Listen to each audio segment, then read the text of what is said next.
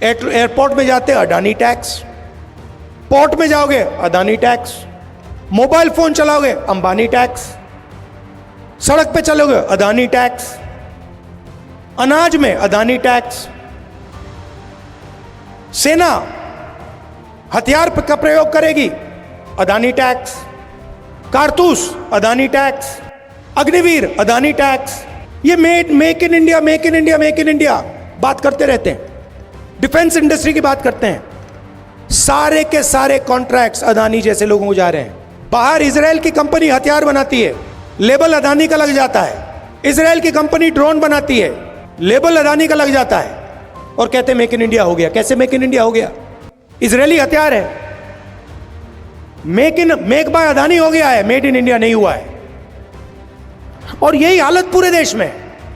ಇದು ಜಮ್ಮು ಕಾಶ್ಮೀರದಲ್ಲಿ ಬುಧವಾರ ವಿಧಾನಸಭೆ ಚುನಾವಣಾ ರ್ಯಾಲಿಯಲ್ಲಿ ಲೋಕಸಭೆ ವಿಪಕ್ಷ ನಾಯಕ ರಾಹುಲ್ ಗಾಂಧಿ ಮೋದಿ ಸರ್ಕಾರದ ವಿರುದ್ಧ ವಾಗ್ದಾಳಿ ನಡೆಸಿದ ರೀತಿ. ದೇಶದ ಇಬ್ಬರು ಉದ್ಯಮಿಗಳಿಗಾಗಿ ಸರ್ಕಾರ ಕೆಲಸ ಮಾಡ್ತಿದೆ ಅಂತ ರಾಹುಲ್ ಟೀಕಿಸಿದ್ದಾರೆ. ರ್ಯಾಲಿಯಲ್ಲಿ ರಾಹುಲ್ ಮಾತುಗಳು ಹೀಗಿದ್ವು. 1947ರ ನಂತರ ಭಾರತದ ಇತಿಹಾಸದಲ್ಲಿ ಬಹಳಷ್ಟು ಕೇಂದ್ರಾಡಳಿತ ಪ್ರದೇಶಗಳಿಗೆ ರಾಜ್ಯಗಳ ಸ್ಥಾನಮಾನ ನೀಡಲಾಗಿದೆ. ಹೊಸ ರಾಜ್ಯಗಳನ್ನು ರಚಿಸಲಾಗಿದೆ. ಆಂಧ್ರದಲ್ಲಿ ತೆಲಂಗಾಣ, ಬಿಹಾರದಲ್ಲಿ ಜಾರ್ಖಂಡ್, ಮಧ್ಯಪ್ರದೇಶದಲ್ಲಿ ಛತ್ತೀಸ್ಗಢ ರಚನೆಯಾಗಿದೆ. ಆದರೆ ಸ್ವಾತಂತ್ರ್ಯ ನಂತರ ಮೊದಲ ಬಾರಿಗೆ ಒಂದು ರಾಜ್ಯವನ್ನ ಕೇಂದ್ರಾಡಳಿತ ಪ್ರದೇಶವಾಗಿ ಬದಲಾಯಿಸಲಾಯಿತು. ಅದು ಜಮ್ಮು ಕಾಶ್ಮೀರ. ಇದು ಈ ರಾಜ್ಯದ ಜನತೆಗೆ ಮಾಡಲಾದ ಅನ್ಯಾಯ. ನಿಮ್ಮ ಪ್ರಜಾಸತ್ತಾತ್ಮಕ ಹಕ್ಕನ್ನ ನಿಮ್ಮಿಂದ ಕಸಿದುಕೊಳ್ಳಲಾಯಿತು. ಚುನಾವಣೆಗೆ ಮೊದಲು ರಾಜ್ಯ ಸ್ಥಾನಮಾನವನ್ನ ಮರಳಿಸಬೇಕಿತ್ತು. ಇರ್ಲಿ, ಮೊದಲು ಚುನಾವಣೆ ಆಗತ್ತೆ, ನಂತರ ಜಮ್ಮು ಕಾಶ್ಮೀರಕ್ಕೆ ರಾಜ್ಯ ಸ್ಥಾನಮಾನ ಆದಷ್ಟು ಬೇಗ ಮರಳಿಸಬೇಕು ಅಂತ ಕಾಂಗ್ರೆಸ್ ಒತ್ತಾಯಿಸುತ್ತೆ ಅಂತ ರಾಹುಲ್ ಹೇಳಿದ್ದಾರೆ. हिंदुस्तान की हिस्ट्री में 1947 के बाद बहुत सारी यूनियन टेरिटरीज को स्टेट बनाया गया, स्टेट्स को बांटा गया। आंध्र प्रदेश में से तेलंगाना बना,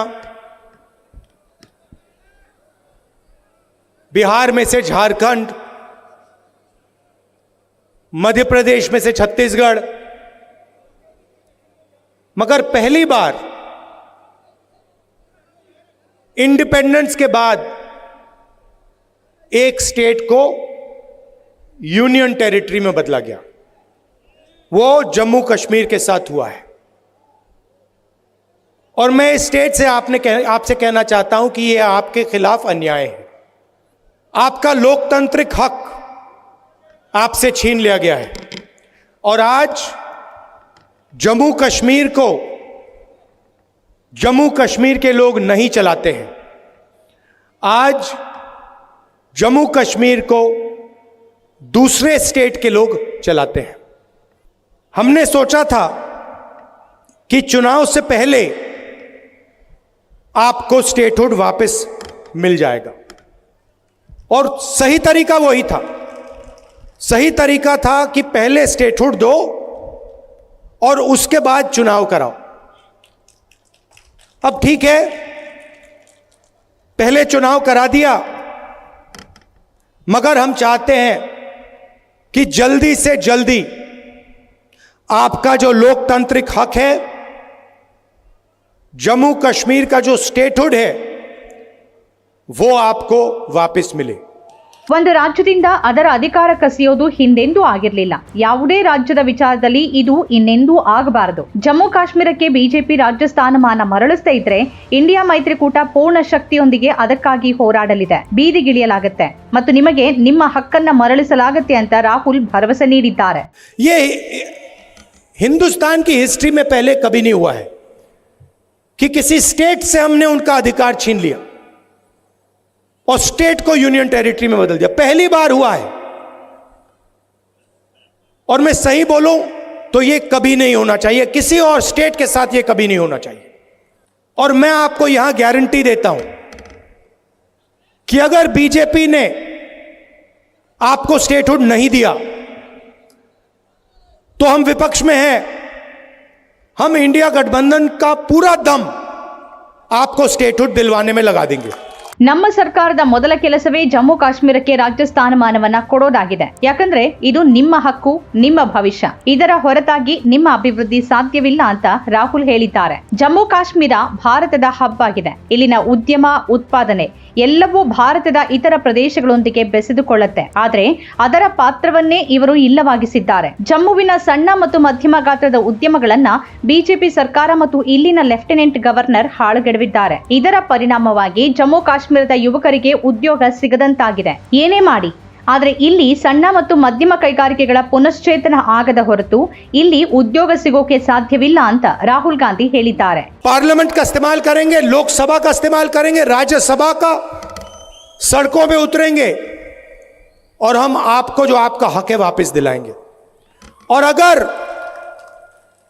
किसी कारण बीजेपी ने नहीं माना तो फिर हम पहला काम, जैसे ही इंडिया गठबंधन की सरकार बनेगी, जो बनने जा रही है, पहला काम हम जम्मू और कश्मीर के लोगों को स्टेटहुड देने का करेंगे. क्योंकि ये आपका हक है, ये आपका फ्यूचर है. इसके बिना आप आगे बढ़ ही नहीं सकते. जम्मू कश्मीर का आप सपना देख ही नहीं सकते हो. जम्मू के जो छोटे बिजनेसेस थे, मीडियम साइज बिजनेसेस थे, एंटरप्रेन्योर्स थे, इनकी रीढ़ की हड्डी बीजेपी की सरकार ने और यहां के लेफ्टिनेंट गवर्नर ने तोड़ दी है. नतीजा यह है कि जम्मू कश्मीर के लोगों को, युवाओं को रोजगार नहीं मिल सकता है. आप कुछ भी कर लो, जब तक जम्मू कश्मीर के स्मॉल और मीडियम बिजनेसेस अपने पैरों पर नहीं खड़े होंगे, तब तक इस प्रदेश में, इस यूनियन टेरिटरी में रोजगार नहीं मिल सकता. ನೀವೇನೇ ಮಾಡಿ ಎಲ್ಲಿಯವರೆಗೆ ಲೆಫ್ಟಿನೆಂಟ್ ಗವರ್ನರ್ ಇರ್ತಾರೋ ಅಲ್ಲಿಯವರೆಗೆ ಹೊರಗಿನ ಜನರಿಗೆ ಲಾಭ ಆಗತ್ತೆ. ಎಲ್ಲ ಗುತ್ತಿಗೆಗಳು ಅವರಿಗೇ ಹೋಗುತ್ತೆ. ಜಮ್ಮು ಜನತೆಗೆ, ಕಾಶ್ಮೀರದ ಜನತೆಗೆ ಏನೂ ಇಲ್ಲವಾಗತ್ತೆ. ಇದು ವಾಸ್ತವ. ಇಲ್ಲಿನ ಸಣ್ಣ ಮತ್ತು ಮಧ್ಯಮ ಕೈಗಾರಿಕೆಗಳ ಮೇಲಿನ ಆಕ್ರಮಣ ಇದಾಗಿದೆ. ಇಡೀ ಸರ್ಕಾರ ಅದಾನಿ, ಅಂಬಾನಿಯಂತಹ ಅರಬ್ ಪತಿಗಳಿಗಾಗಿ ನಡೀತಾ ಇದೆ. ಜಿಎಸ್ಟಿ ಒಂದು ಅಸ್ತ್ರವಾಗಿದೆ. ಜಮ್ಮು ಕಾಶ್ಮೀರದ ಸಣ್ಣ ಉದ್ಯಮಿಗಳ ಮೇಲೆ ಆಕ್ರಮಣಕ್ಕೆ ಅದು ಅಸ್ತ್ರವಾಗಿದೆ. ನೋಟ್ ಬ್ಯಾನ್ ಕೂಡ ಆಯುಧ ಆಗಿತ್ತು. ಇವು ನೀತಿಗಳಲ್ಲ, ಬದಲಾಗಿ ಆಯುಧಗಳು ಅಂತ ರಾಹುಲ್ ವಾಗ್ದಾಳಿ ನಡೆಸಿದ್ರು. आप कुछ भी कर लो, जब तक लेफ्टिनेंट गवर्नर है तब तक बाहर के लोगों को फायदा मिलेगा. सारे के सारे कॉन्ट्रैक्ट्स उनको जाएंगे और जो जम्मू की जनता है, कश्मीर की जनता है, उनको परे कर दिया जाएगा. यह रियलिटी है. और एक कारण भी है कि आपसे स्टेटहुड छीना गया, कि वो चाहते हैं कि जम्मू कश्मीर को जम्मू कश्मीर के लोग ना चलाएं, बाहर के लोग चलाएं. लेफ्टिनेंट गवर्नर के माध्यम से काम हो और जम्मू कश्मीर की जनता की जो प्रॉस्पेरिटी है वो खत्म हो जाए. ये आक्रमण जो जम्मू कश्मीर में स्मॉल और मीडियम बिजनेसेस पे हुआ है, ये बाकी देश में भी हुआ है. पूरी सरकार अदानी, अंबानी जैसे अरबपतियों के लिए चलती है. जीएसटी एक हथियार है. जम्मू के एंटरप्रेन्योर्स, जम्मू के स्मॉल और मीडियम बिजनेसेस पर आक्रमण करने का हथियार है. नोटबंदी एक हथियार था. यह पॉलिसीज नहीं है, ये हथियार हैं और इनका लक्ष्य रास्ता साफ करने का है. किसके लिए? अदानी और अंबानी जैसे अरबपतियों के लिए. ಈ ಆಯುಧಗಳ ಬಳಕೆ ಅದಾನಿ, ಅಂಬಾನಿಗಳ ದಾರಿಗೆ ಅಡ್ಡವಾಗಿರುವುದನ್ನ ನಿವಾರಿಸಿಕೊಳ್ಳೋದಕ್ಕಾಗಿ ಆಗಿದೆ ಅಂತ ಹೇಳಿದ್ರು. ನೋಟ್ ಬ್ಯಾನ್ ಮತ್ತು ಅಸಮರ್ಪಕ ಜಿಎಸ್ಟಿ ದೇಶದ ಲಕ್ಷಗಟ್ಟಲೆ ಸಣ್ಣ ಉದ್ಯಮಗಳನ್ನ ನಾಶಗೊಳಿಸಿದೆ. ಯಾವುದು ಈ ಭಾಗದ ಜನರ ಶಕ್ತಿಯಾಗಿದೆಯೋ ಆ ಸಣ್ಣ ಉದ್ಯಮಕ್ಕೆ ಆಸ್ಪದ ಇಲ್ಲದ ಹಾಗೆ ಮಾಡಲಾಗಿದೆ. ಅದರ ಬಗ್ಗೆ ಕೇಳಿದ್ರೆ ಉತ್ತರ ಸಿಗೋದಿಲ್ಲ. ಆಡಳಿತ ಐಐಟಿಗಳಿಗೆ ಅಬ್ಬಬ್ಬ ಅಂತಂದ್ರೆ 5% ಜನ ಹೋಗೋಕೆ ಸಾಧ್ಯ. ಉಳಿದ 95% ಮಂದಿ ಏನ್ ಮಾಡಬೇಕು?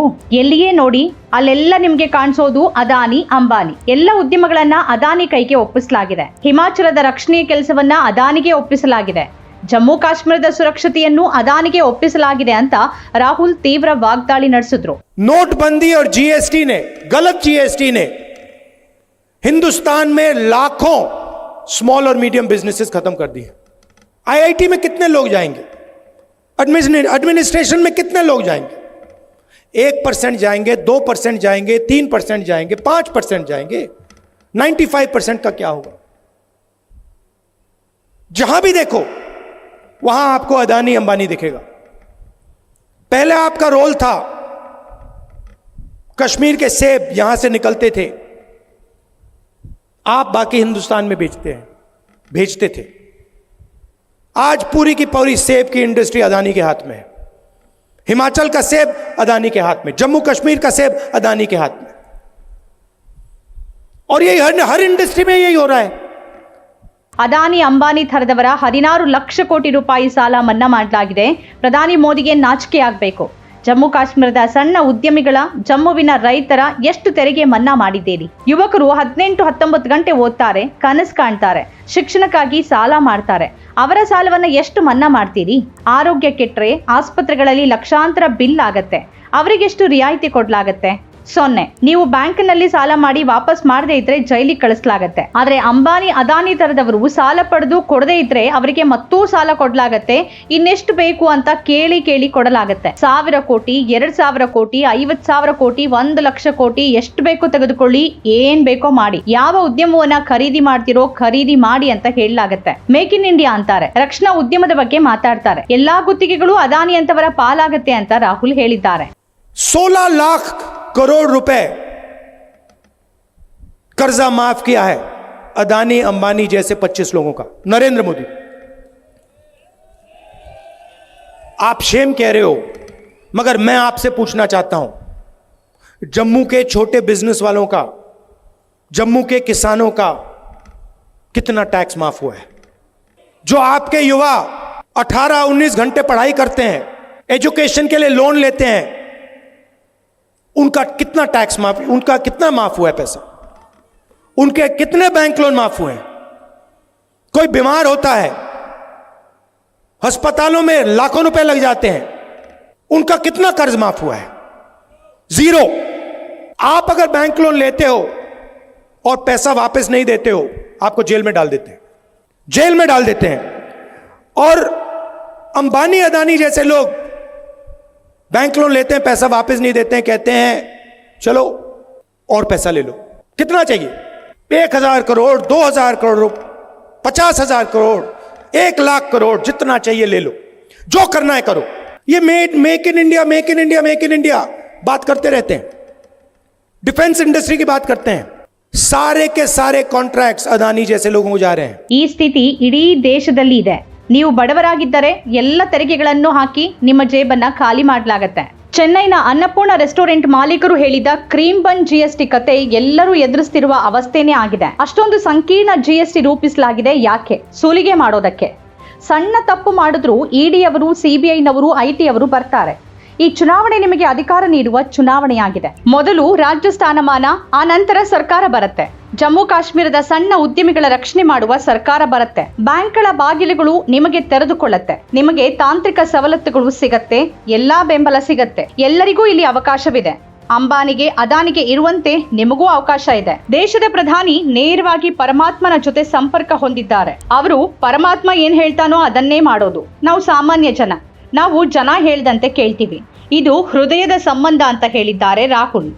ಯಾವುದೇ ವಿಚಾರದಲ್ಲಿ ನೀವು ಹೇಳಿದ್ರೆ ನಿಮ್ಮ ಮಾತನ್ನ ಹುಕುಂ ಅಂತ ತೆಗೆದುಕೊಂಡು ಮಾಡ್ತೀನಿ. ರಾಜ್ಯ ಸ್ಥಾನಮಾನವನ್ನ ಇಂದಲ್ಲ ನಾಳೆ ನಿಮಗೆ ಮರಳಿಸುವುದಕ್ಕಾಗಿ ಇಂಡಿಯಾ ಮೈತ್ರಿಕೂಟ ಹೋರಾಡುತ್ತೆ ಅಂತ ರಾಹುಲ್ ಗಾಂಧಿ ಕಾಶ್ಮೀರಿಗಳಲ್ಲಿ ಭರವಸೆ ತುಂಬಿದ್ದಾರೆ. आपने पता नहीं अन्नपूर्णा रेस्टोरेंट वाली कहानी सुनी या नहीं? वो फाइनेंस मिनिस्टर के सामने खड़ा होता है, कहता है मैडम बड़ी मुसीबत है, मैं अगर बन बेचूं 1 जीएसटी लगती है, अगर उसमें क्रीम डाल दूं दूसरी जीएसटी लगती है, अगर बन और क्रीम अलग बेच दूं तो तीसरी जीएसटी लगती है, मैं क्या करूं? और यही हालत सबके साथ है। ऐसी कॉम्प्लिकेटेड जीएसटी बना दी है, क्यों? एक्सटॉर्शन करने के लिए। गलती करो, ईडी वाले, सीबीआई वाले, इनकम टैक्स वाले आ जाएंगे, जीएसटी वाले आ जाएंगे, पैसा लेंगे चले जाएंगे। यही सिस्टम चल रहा है।